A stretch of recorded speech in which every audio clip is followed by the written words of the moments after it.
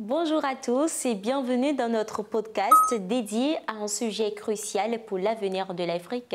Aujourd'hui, nous parlons de la lutte contre la pauvreté en Afrique et de la démocratie économique comme solution qu'il nous faut. Je suis Vanessa Zanou et je suis ravie de vous avoir avec nous.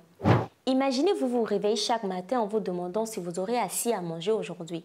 Pour des millions de personnes en Afrique, c'est une réalité quotidienne. La pauvreté n'est pas seulement une statistique, c'est une lutte constante pour survivre.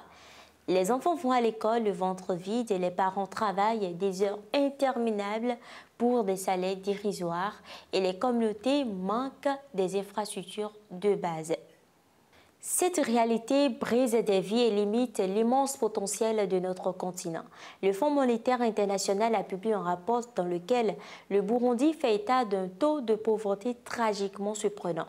Près de 9 sur 10 de la population du pays vivent en dessous du seuil de 1,9 $ par jour. En 2022, le Soudan du Sud présentait un taux de pauvreté de plus de 60%. Même si certains pays comme le Bénin avec un taux de pauvreté en dessous des 50%, soit 36,2% en 2022, la situation demeure critique bien que des actions ont été entreprises de part et d'autre. Depuis des décennies, nous avons vu de nombreuses solutions proposées pour éradiquer la pauvreté. Des aides internationales aux réformes économiques, beaucoup d'efforts ont été déployés. En septembre 2015, l'Organisation des Nations Unies, ONU, a défini ses objectifs de développement durable. L'horizon 2030 reste jusqu'à présent la date miracle d'explosion du développement dans les pays africains. Encore 5 ans. Une période durant laquelle les solutions miraculeuses feront surface pour donner sourire aux pauvres ménages africains en espérance perpétuelle de l'aurore de la bonne grâce divine.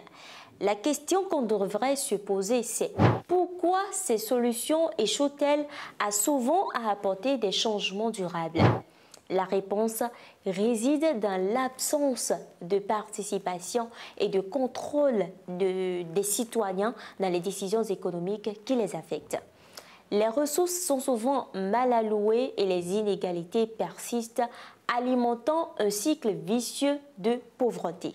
Maintenant, imaginez un système où chaque citoyen a une voix dans les décisions économiques, où les richesses du pays sont utilisées pour le bien-être de tous et non pour enrichir une élite minoritaire. C'est là qu'intervient la démocratie économique promue par l'Institut Louis Evans pour la justice sociale, fondé par Louis Evans au Canada. Ce concept révolutionnaire propose de redonner le pouvoir économique au peuple, de promouvoir une distribution équitable des ressources et de garantir que chaque personne ait accès aux opportunités nécessaires pour prospérer. En garantissant un pouvoir d'achat suffisant à chaque individu, celui-ci pourrait choisir les produits dont il a besoin, ce qui serait une véritable démocratie économique. Prenons l'exemple de la ville de Kibera au Kenya. Grâce à des initiatives locales basées sur les principes de la démocratie économique, des femmes ont pu lancer leurs propres entreprises, créant des emplois et améliorant leurs conditions de vie. Les enfants peuvent maintenant aller à l'école bien nourris et motivés car leurs familles ont un revenu stable. Ces histoires ne sont pas des exceptions. Elles montrent le potentiel immense de la démocratie économique pour transformer des vies. Il est temps pour nous de réimaginer l'avenir de l'Afrique. Un avenir où la pauvreté n'est pas un fléau, mais une page tournée. Nous avons le pouvoir de faire de la démocratie économique une réalité, mais cela nécessite l'engagement de chacun.